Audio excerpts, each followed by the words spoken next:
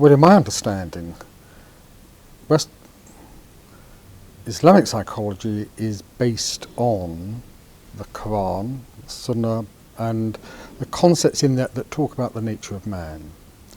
And the effect of that is that in Islamic psychology, fitra becomes a key concept. So it's knowing what is the nature of man that Allah subhanahu wa ta'ala has created in us, and its reflection in Shariat.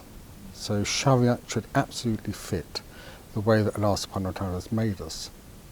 And this gives us a good clue to diagnosis about what is going wrong when somebody's not living according to their fitrah, or they are but the society around them is not in accord with fitrah or not in accord with Shariat. And it gives a primary objective to the psychology, which is to bring somebody back into harmony or in touch with their fitrah, and ultimately that means turning or becoming closer to Allah subhanahu wa ta'ala. And in that process, often tawbah is not the only principle, but it's a key one.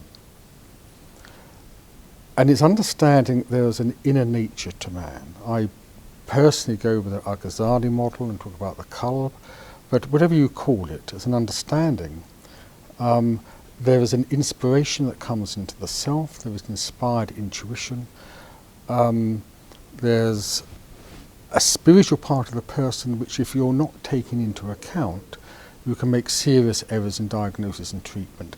And one example again is tawbah, which I will see as coming from inside the self, coming from the heart, if you like. And if you don't distinguish that from a state of biological depression, and you zonk it with an antidepressant, then actually you've made the person worse rather than better. The other thing is, I think the parameters of Islamic psychology are wider than what is understood in the West. So you take account of spiritual methods of treatment, like ruqya, the use of the names of Allah subhanahu wa ta'ala, but also understanding that Allah subhanahu wa ta'ala has embodied man, and that Islam is an embodied religion. And there's also an importance of things like diet, and to the sunnah sports, and an understanding then that psychosomatic symptoms are not just the result of a defective psychology, they're the body telling you something about what is wrong with the total person.